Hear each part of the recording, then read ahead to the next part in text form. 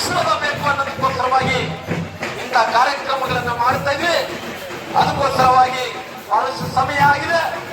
ಇವತ್ತು ನನಗೆ ಅವಕಾಶ ಮಾಡಿಕೊಟ್ಟಿರುವಂತ ಎಲ್ಲ ನಾಯಕರಿಗೆ ನಾನು ವಂದಿಸುತ್ತಾ ನನ್ನ ಮಾತುಗಳು ಮುಕ್ತಾಯ ಮಾಡ್ತಾ ಇದ್ದೀನಿ.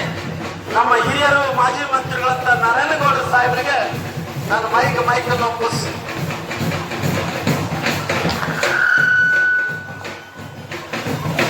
ಒಂದ್ಸಾರಿ ಜೋರಾಗಿ ಕೈ ಎತ್ತಿ ಸರ್ಕಾರಕ್ಕೆ ಧಿಕ್ಕಾರ ಹೇಳಬೇಕು. ಭಾರತ್ ಮಾತಾ ಕೀ.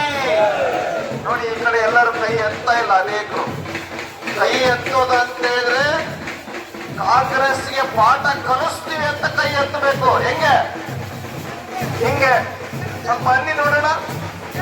ಹಿಂಗೆ ಭಾರತ್ ಮಾತಾ ಕೀ. ನಮ್ಮ ಸನ್ಮಾನ್ಯ ಆರ್ ಅಶೋಕ್ ಅವರಿಗೆ, ರಾಜ್ಯಾಧ್ಯಕ್ಷರು ವಿಜೇಂದ್ರ ಅವರಿಗೆ, ನಮ್ಮ ಹೆಮ್ಮೆಯ ಪ್ರಧಾನಮಂತ್ರಿ ನರೇಂದ್ರ ಮೋದಿ ಅವರಿಗೆ, ಈಗ ನಮ್ಮ ಮಾಜಿ ಸಚಿವರಾಗಿರ್ತಕ್ಕಂಥ ನಮ್ಮ ನಾಯಕರಾಗಿರ್ತಕ್ಕಂಥ ನಾರಾಯಣಗೌಡರು ಮಾತಾಡ್ತಾರೆ.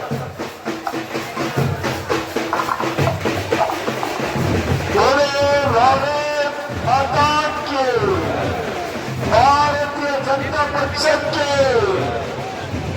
ಎಲ್ಲರಿಗೂ ನಮಸ್ಕಾರ. ನಿನ್ನೆಯಿಂದ ಕಾಂಗ್ರೆಸ್ ಕರ್ನಾಟಕದ ಸರ್ಕಾರದ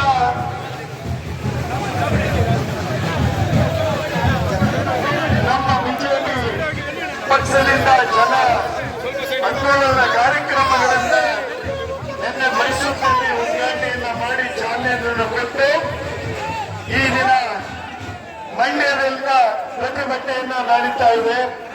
ನಮ್ಮ ರಾಜ್ಯ ಅಧ್ಯಕ್ಷ ಆದಂತ ವಿಜೇಂದ್ರನವರ ನೇತೃತ್ವದಲ್ಲಿ ಮತ್ತು ವೇದಿಕೆ ಮೇಲೆ ಉಪಸ್ಥಿತರಾದಂತ ನಮ್ಮ ಸದಾನಂದ ಗೌಡರಿಗೆ ನಾನು ಆತ್ಮಪೂರ್ವವಾದ ವಂದನೆ ಅಭಿನಂದನೆಗಳನ್ನ ಹೇಳಲಿಕ್ಕೆ ಬಯಸ್ತಾ ಇದ್ದೇನೆ. ಅದೇ ರೀತಿ ನಮ್ಮ ಪಕ್ಷದ ಮುಖಂಡರು, ಹಿರಿಯರು ನಮ್ಮ ಮಂಡ್ಯ ಜಿಲ್ಲೆಯಲ್ಲಿ 2 ರಿಂದ 3 ಸಾರಿ ಉಸ್ತುವಾರಿ ಸಚಿವರಾಗಿ ಸರ್ಕಾರದಲ್ಲಿ ನಡೀತಾ ಇರುವಂತ ಸ್ಕ್ಯಾಂಡಲ್ ಮತ್ತು ಇದನ್ನ ಖಂಡನೆಯನ್ನ ಮಾಡಿ ಕರ್ನಾಟಕಕ್ಕೆ ಬಿಜೆಪಿ ಜನಪರ ಹೋರಾಟಕ್ಕೆ, ಕಾಂಗ್ರೆಸ್ನ ಭ್ರಷ್ಟಾಚಾರಕ್ಕೆ ಹೇಳಿ ಧಿಕ್ಕಾರ, ಕಾಂಗ್ರೆಸ್ನ ಬೆಲೆ ಏರಿಕೆ ನೀತಿಗೆ ಹೇಳಿ ಧಿಕ್ಕಾರ. ಜನಾಕ್ರೋಶ ಯಾತ್ರೆಯ 2ನೇ ದಿನ ಮಂಡ್ಯದಲ್ಲಿ ಈ ಒಂದು ಸಾರ್ವಜನಿಕ ಸಭೆಯಲ್ಲಿ ಪಾಲ್ಗೊಂಡಿರ್ತಕ್ಕಂಥ ಭಾರತೀಯ ಜನತಾ ಪಾರ್ಟಿಯ ರಾಜ್ಯಾಧ್ಯಕ್ಷರು, ವಿಪಕ್ಷ ನಾಯಕರು, ಮಾಜಿ ಮುಖ್ಯಮಂತ್ರಿಗಳು, ಮಾಜಿ ಸಚಿವರುಗಳು ಒಳಗೊಂಡಂತೆ ಮಂಡ್ಯ ಜಿಲ್ಲೆಯ ಎಲ್ಲ ನಾಯಕರುಗಳೇ, ಈ ಮಂಡ್ಯದ ಜನಾಕ್ರೋಶ ಸಭೆಗೆ ಆಗಮಿಸಿರ್ತಕ್ಕಂಥ ನನ್ನೆಲ್ಲ ಅನ್ನದಾತ ಬಂಧುಗಳೇ, ತಾಯಂದಿರೇ, ಮಾಧ್ಯಮ ಮಿತ್ರರೇ, ಈ ಹೋರಾಟ ಕಾಂಗ್ರೆಸ್ನ ಜನವಿರೋಧಿ ನೀತಿಯ ವಿರುದ್ಧ, ಈ ಹೋರಾಟ ಬೆಲೆ ಏರಿಕೆ ನೀತಿಯ ವಿರುದ್ಧ, ಈ ಹೋರಾಟ ಕಾಂಗ್ರೆಸ್ನ ಭ್ರಷ್ಟಾಚಾರದ ವಿರುದ್ಧ, ಈ ಹೋರಾಟ ಒಂದು ಕಣ್ಣಿಗೆ ಬೆಣ್ಣೆ ಇನ್ನೊಂದು ಕಣ್ಣಿಗೆ ಸುಣ್ಣ ಹಾಕ್ತಿರ್ತಕ್ಕಂಥ ಕೋಮುವಾದಿ ರಾಜಕಾರಣದ ವಿರುದ್ಧ ನಮ್ಮ ಹೋರಾಟ. ಬಂಧುಗಳೇ, ಇವತ್ತು ಬೆಳಿಗ್ಗೆ ನಾನು ಮುಖ್ಯಮಂತ್ರಿಗಳ ಹೇಳಿಕೆಯನ್ನು ಗಮನಿಸಿದೆ. ಮುಖ್ಯಮಂತ್ರಿಗಳು ಹೇಳಿದರೆ ಬಿಜೆಪಿಯವರು ಹೋರಾಟ ಮಾಡೋದಿದ್ರೆ ಕೇಂದ್ರದ ವಿರುದ್ಧ ಹೋರಾಟ ಮಾಡಲಿ ಅಂತ ಹೇಳಿ.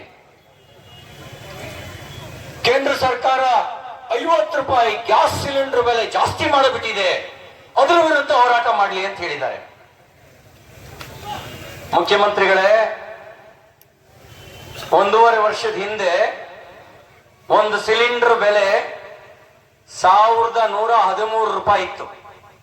ಎಷ್ಟು ರೂಪಾಯಿ ಇತ್ತು? 1113.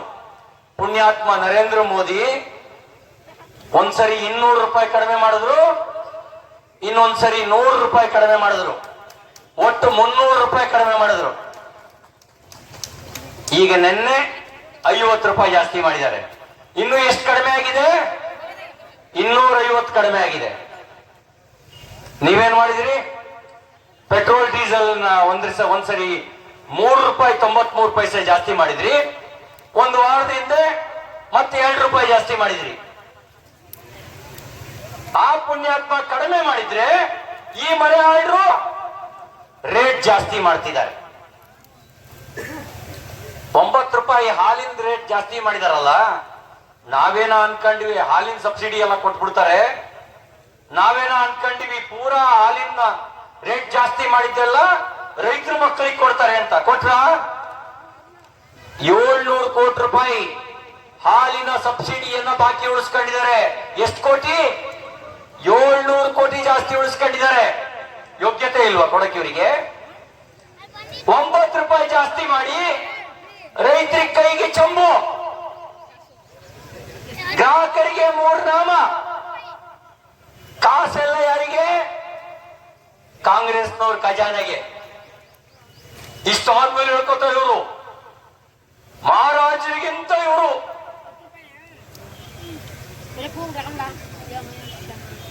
ಮಹಾರಾಜರಿಗಿಂತ ದೊಡ್ಡವರಂತೆ. ಹೌದಾ?